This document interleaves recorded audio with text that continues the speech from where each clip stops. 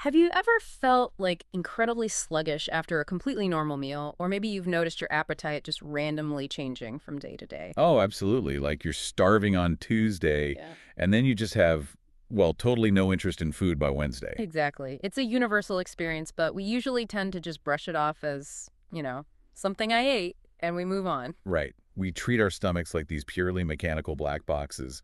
You just toss food in and hope for the best. And if we feel terrible later, we just ignore it.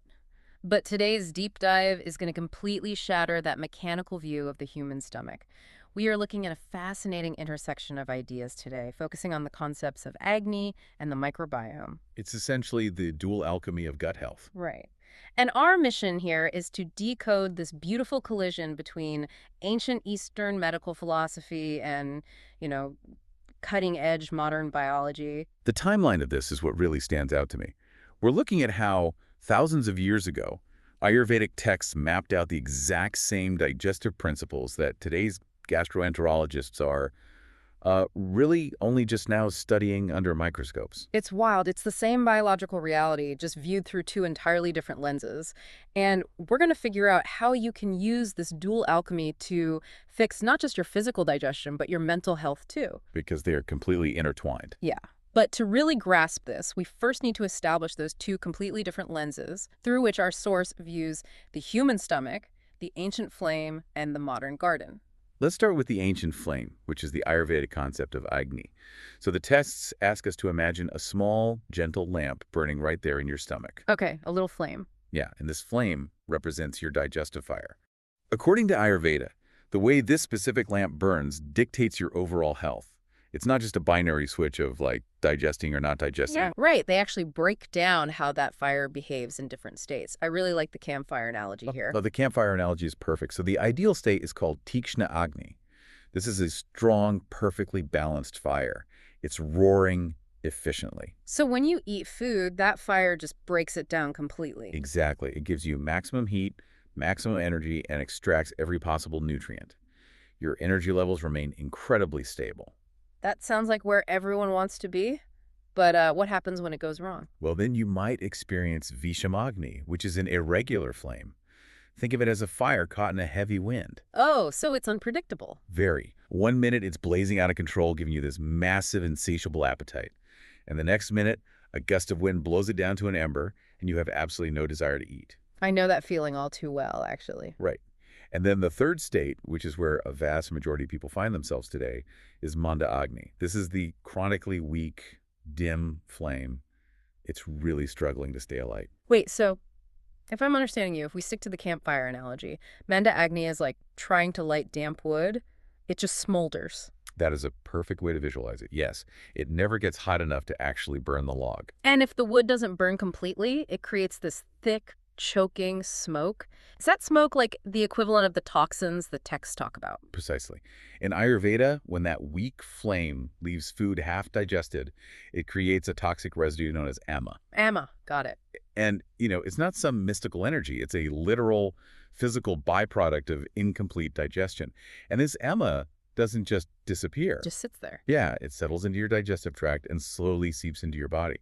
It's considered the root cause of that heavy physical fatigue, sudden skin breakouts, severe bloating, and eventually chronic disease. It's the biological equivalent of your chimney getting clogged with soot because the fire wasn't hot enough. Oh. But okay, let's flip the lens.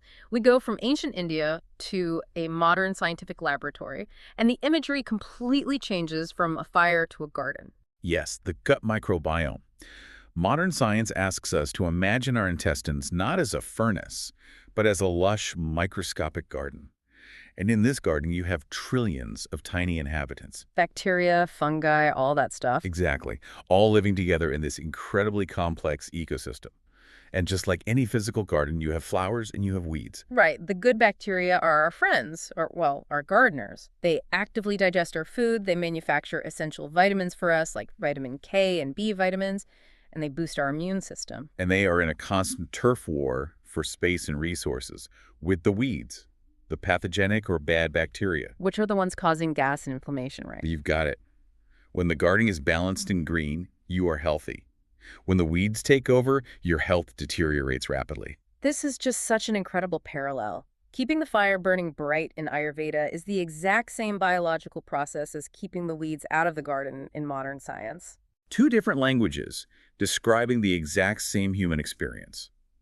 If your fire is weak, you get toxic ama. If your garden is full of weeds, you get toxic inflammation. Same exact result. And crucially, we know what happens in the stomach, but why does this matter to overall day-to-day life? Because the consequences don't just stay in the stomach. No, they don't.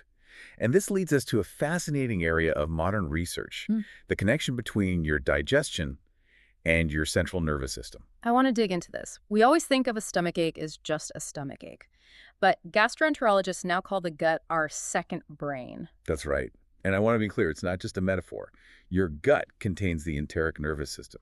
That's a massive network of over 100 million neurons lining your GI tract. 100 million. Yeah, and they are physically hardwired into your actual brain via the vagus nerve. It's a two-way biological superhighway. So wait, if I'm feeling incredibly stressed or anxious or just down, the root cause might actually be what's happening with my gut microbes. That is exactly what the science is proving.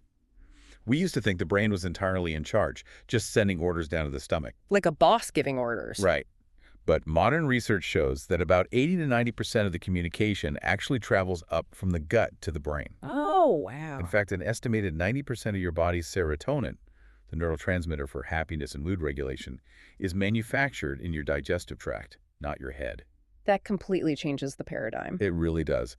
And look at how perfectly the two philosophies align on this point.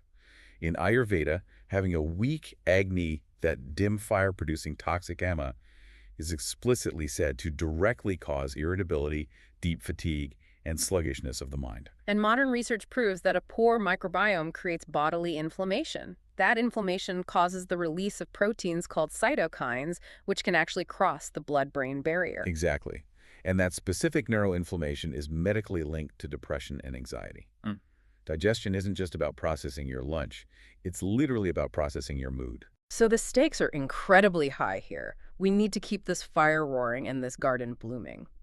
But the source points out that we are constantly sabotaging our gut health without even realizing it. Oh, absolutely. I want to look at a couple of major kitchen myths we use to sabotage ourselves, because I am definitely guilty of this first one. The myth about cold water and digestion. I love, like, a massive glass of clinking ice water right next to my dinner plate. According to both ancient tradition and modern science, that is one of the quickest ways to disrupt your digestion. Okay, give it to me straight. How bad is it? Well, from the Ayurvedic perspective, remember that Agni is fundamentally a hot element. When you pour ice-cold water directly into the stomach, especially during a meal, you physically extinguish that flame. You put the fire out. Exactly. You shock the system and force the stomach into that Manda Agni state, the weak, smoldering fire. And that creates those toxic ama residues. So mechanically, drinking ice water during dinner is basically like forcing your stomach to do two jobs at once. It has to act as a water heater before it can act as a blender for your food. That is a brilliant way to put it. Yes. Your stomach operates at an internal body temperature of around 98.6 degrees. Right. When you dump freezing water in there, you cause immediate vasoconstriction. The blood vessels in the stomach lining physically shrink, reducing blood flow. So your body has to divert energy away from digesting the food just to warm up the water. Right. And it messes with the food itself, too. Consuming incredibly cold drinks literally solidifies the fats in the food you just ate. It turns liquid lipids into solid masses. Ugh, that sounds awful. I must slow the mechanical breakdown way down. It dramatically slows it down. Your stomach has to churn so much harder just to break those congealed fats apart. Okay, so the takeaway for everyone listening: stick to room temperature or lukewarm water with meals. Save the ice water for when you're just cooling down on a hot afternoon. Precisely. Now, the second dietary myth we should explore is equally fascinating, especially for dairy lovers. It's the idea of eating curds or yogurt at night. Wait, I have to challenge this. We are constantly sold yogurt as the ultimate late-night healthy snack. It's packed with probiotics. Are you saying I'm actually doing damage? It all comes down to biological timing. Let's start with Ayurveda. In Ayurvedic medicine, curd is considered to have a cooling nature, and it's physically very heavy and dense. Okay. So Ayurveda warns that eating it at night increases kapha in the body. What exactly is kapha in this context? Think of kapha as the biological equivalent of cold, wet mud. It represents heavy, sluggish stagnation. As the sun goes down, your body's natural examity, your metabolic fire naturally begins to dim to prepare for sleep. So if you drop a heavy, cold, wet log onto a dimming fire, you just create mud. Exactly. You create thick, mud-like stagnation. This leads to the accumulation of mucus. That's why you might wake up with a blocked throat or feeling like you're coming down with a cold after a heavy bowl of yogurt late at night. But modern science echoes this because, again, yogurt is full of the friends for our garden. It is an excellent probiotic, yes. But gastroenterology shows that your digestive tract has its own circadian rhythm. At night, gastric emptying and overall intestinal motility slow down significantly. So things just stop moving. Pretty much. And the heavy casein proteins and lactose in yogurt are incredibly complex to break down. When you eat them at a time when your digestive system is powering down, your gut bacteria struggle to ferment those dense proteins. Which means the food just sits there for hours, ferments poorly, and causes gas. Yes, it leads to excess gas, bloating, and an inflammatory response that can actually manifest as mucus production in sensitive people. So the lesson isn't yogurt is bad. The lesson is timing. Eat your yogurt during the day when your fire is at its peak. And if you need a nighttime dairy fix, the source recommends buttermilk, right? Exactly, because buttermilk has been churned. The heavy fats are broken apart mechanically, making it much lighter and easier to digest without smothering your metabolic fire. Okay, so we know what to avoid. Ice water at dinner, yogurt at night. But how do we actively fuel the fire and fertilize the garden? The source provides 5 golden rules of kitchen alchemy. And what's fascinating is that the best medicine cabinet you have is actually just your spice rack. Let's get into rule 1 and 2, the igniters. Warm water and ginger. Starting the day with warm water. I mean, it sounds almost too simple to work. It sounds simple, but the biological mechanics are profound. Going back to our kapha analogy, imagine wet mud sitting in a pipe overnight. That warm water acts as a gentle flush. Oh, it clears out the toxic ama that accumulated while you slept. Exactly. And it gently warms up the digestive tract.